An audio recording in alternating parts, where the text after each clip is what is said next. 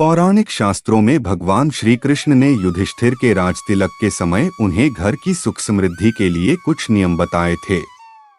कहते हैं, अगर कोई आम व्यक्ति अपने जीवन में इन नियमों का पालन करता है तो उसके जीवन में कभी भी सुख, सौभाग्य और धन की कमी नहीं होती।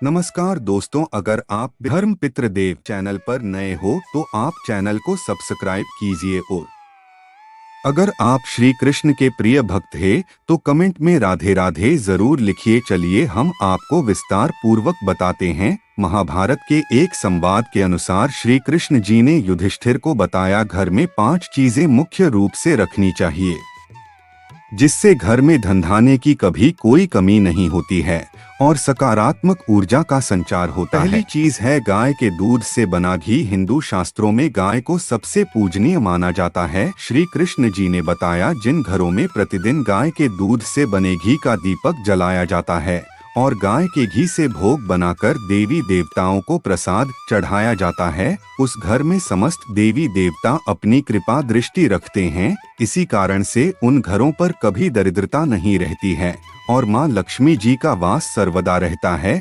दूसरी चीज शहद। युधिष्ठिर को सुख समृद्धि के उपाय बताते हुए भगवान श्री कृष्ण जी ने कहा कि शहद एक ऐसा पदार्थ है जिससे न केवल आपकी आत्मा शुद्ध होती है बल्कि इसे घर में रखने से वहां का वातावरण भी स्वच्छ हो जाता है।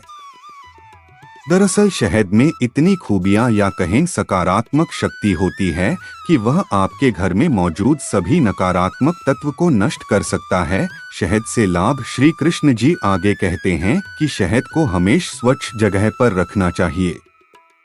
परिवार के सभी व्यक्तियों को हर रोज शहद का सेवन करना चाहिए।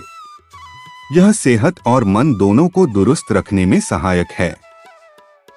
तीसरी चीज चंदन को हिंदू धर्म में बहुत महत्व दिया जाता है।